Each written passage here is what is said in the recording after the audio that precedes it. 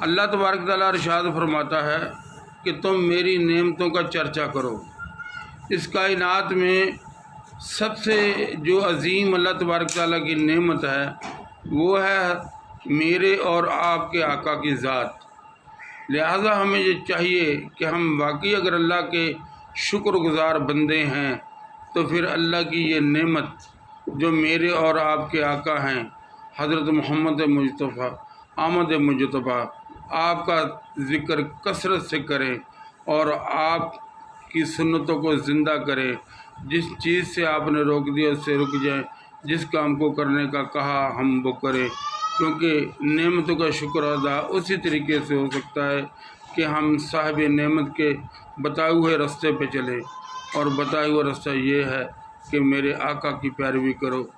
ہم اللہ سے دعا کرتے ہیں کہ ہمیں سرکار دو عالم کی غلامی نصیب فرمائے۔